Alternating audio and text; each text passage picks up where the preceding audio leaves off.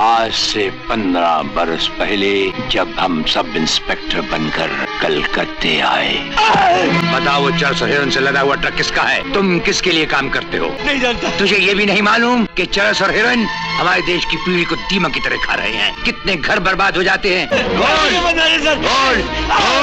बोल। रानी, तुम्हारी पहुंच कहां तक है? मुझ तक। और मेरी पहुंच कहां तक है? आईजी साहब तक। लेकिन पीसी माथुर की पहुंच बहुत लंबी है। सेवा, आदर्श, देशभक्ति की भावना को किसी पुरानी बंद किताब की तरह अपनी लाइब्रेरी में संभाल के रखना और अपने बच्चों को पढ़ाना, सिर्फ पढ़ाना, सिखाना नहीं, वरना उनके बच्चे दाने दाने को मोहताज हो जाएंगे। हेलो माथुर साहब, हमारा एक सब इंस्पेक्टर आपको गिरफ्तार करने की जिद में है। आईजी साहब के पास गया है आपके खिलाफ वारंट निकलवाने। कादिर को पकड़ा है ना? जी हाँ। अगर कोई नौकर मालिक को बचाते हुए मर जाए तो वो वफादार और शहीद कहलाता है ना? जी हाँ, ठीक कह रहे हैं आप। और शहीद स्वर्ग में जाता है। तो कादिर को आज रात पुलिस कस्टडी से स्वर्ग पहुंचा दो और उसकी मौत का इल्जाम सब इंस्पेक्टर राणे पर आना चाहिए। सबूत ऐसा छोड़ो कि राणे को फांसी हो जाए, क्योंकि अदालत तो सिर्फ सबूत पर फैसला करती है। लेकिन उस इल्जाम में कुछ खामियां रह गईं, जिस वजह से हमें सजाए मौत तो नहीं मिली, 5 साल की कैद बामुशक्कत मिली।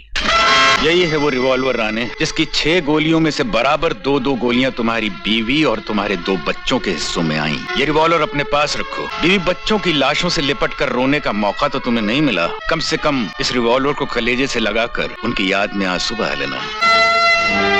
पीसी माथुर।